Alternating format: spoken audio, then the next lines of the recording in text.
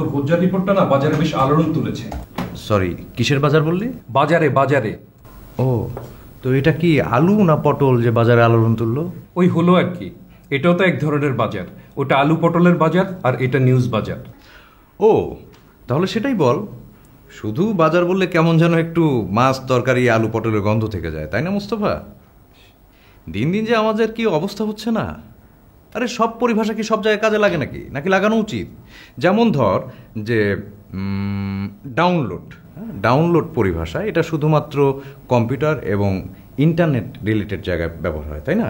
এখন তুই যদি এটাকে ট্রাক আনলোডের ক্ষেত্রে ব্যবহার করিস তাহলে কি অর্ধশিক্ষিত বা অশিক্ষিত লেবার এটা বুঝতে পারবে? তুই বলছিস যে এই এই তাড়াতাড়ি ট্রাকটা ডাউনলোড করো তো, তাহলে কেমন শোনাবে? ওরা কি বুঝতে পারবে? কিন্তু তুই যদি ওদেরকে বলিস এই তাড়াতাড়ি ট্রাকটা আনলোড করো, তাহলে কিন্তু ওরা ঠিকই বুঝতে পারবে, তাই না? সুতরাং যার যার পরিভাষা তার তার ক্ষেত্রেই কাজে লাগানো উচিত। বুঝতে পেরেছো বৎস? ঠিক আছে বাবা, ঠিক আছে, আমার কাঠ হয়ে গেছে, এই কানে ধরছি, আর কখনো এমনটি হবে না, এবারের মতো মাফ করে দে। তথাস্তু। ক্ষমা একটি মহৎ গুণ যেটা সবার ভেতরে থাকে না, তবে আমি তোর বন্ধু হিসেবে তোকে ক্ষমা করে দিলাম। তবে একটা পানিশমেন্টও আছে, যে এখন আমাকে ক্যান্টিনে নিয়ে গিয়ে গরম গরম সিঙ্গারার কফি খাওয়াতে হবে। আমরা কি সাথে আছি নাসিম ভাই, নাকি একা একাই সাবার করবেন? অবশ্যই অবশ্যই, দশে মিলে করি কাজ, হারি জিতি নাহিলাজ। হ্যাঁ, তা তো যাবেই, সঙ্গে করে পুরো অফিসটাকে নিয়ে চলো। টাকাটা তো যাবে আমার পকেটে, তাতে তোমার কি? মামা বাড়ির আবদান না, সিঙ্গারা কপি কিছুই হবে না। আমার নামের উপরে সবাই এক গ্লাস করে পানি খেয়ে আসতে পারো, পয়সা যা হয় সেটা আমি দিয়ে দেবো। পানি খেলে আবার বিল দিতে হবে কেন? ওটা তো অফিসে এমনিতেই ফ্রি। ওটাই তোদের শাস্তি হওয়া উচিত। সুযোগ পাইলা আর অমনিতে একজনকে চাইপা ধরলা কেন? নিজের পকেটেরটা টাকা অন্যের পকেটেরটা ছেঁড়া ঠোঙ্গা না? আরে বাবা, এত রেগে যাচ্ছিস কেন? বন্ধু বান্ধবের জন্য না হয় 2 টাকা খরচ করলি। No, never, not a single penny. কথায় বলে না, পরের ধনে পোদ্দারি। পরের ধনে পোদ্দারি আর কত করবি? নিজের ধনে একটু পোদ্দারি করতে শেখো, আর কতদিন পরের ধনে পোদ্দারি করবা? একটা সুযোগ পাইছো আর অমনিতে আমাকে চাইবা না? যা বাবা, দুটো চা সিঙ্গারার জন্য কত কড়া কড়া কথা শুনিয়ে গেল। বুঝলে মোস্তফা, ওই যে কথায় আছে না, তুমি কার কে তোমার, স্বার্থে বাজলে আপনজনও কিন্তু পিঠ দেখাতে ছাড়ে না।